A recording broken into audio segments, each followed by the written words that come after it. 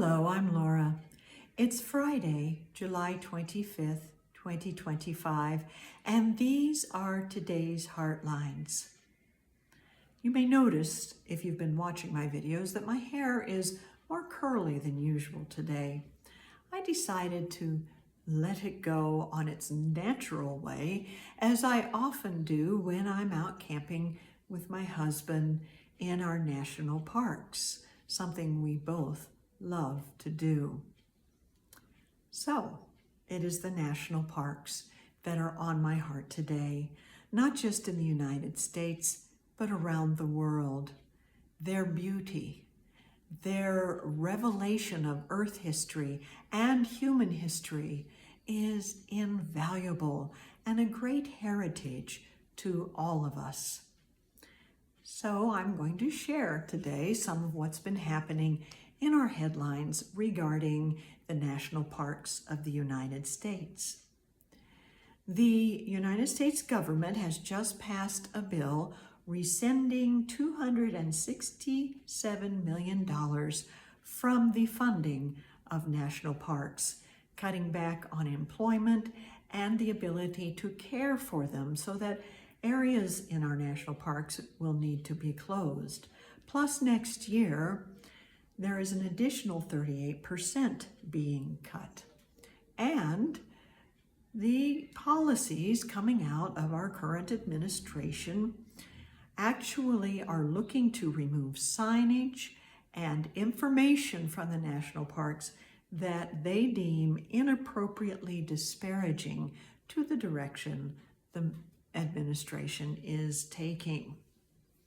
Oh, it seems all so awful and terrible and even scary. I was holding myself because of the chill that it can send up the spine. And I do understand this, but ours is not to be wrapped up in a state of fear or anger or division. It is rather to consider the love we feel for our national parks and to act from there. Now, when I've looked up what to do to support something, in many of these videos I've been doing, many of the same approaches seem to pop up. So I'm going to call it the DVWE of social action. The DVWE. Donate to the appropriate charity, in this case, the National Park Fund. Volunteer in ways you can. Perhaps you can arrange with a national park to help them with their cleanup or maintenance of pathways that the tourists use. Write to your congressman about how important and valuable these national parks are and educate others in that same way. Also share just deeply what they mean to you while you do all of this. And we are going to consider what the beauty of nature and the truth of our humanity means to us in a moment of prayer right now. So let's just pause and take a deep breath and close our eyes and hold to this prayerful thought. I am grateful for the beauty of nature and the truth of the human story, and I find ways to celebrate and support them as a divine heritage for generations to come. I am grateful for the beauty of nature and the truth of the human story, and I find ways to celebrate and support them as a divine heritage for generations to come.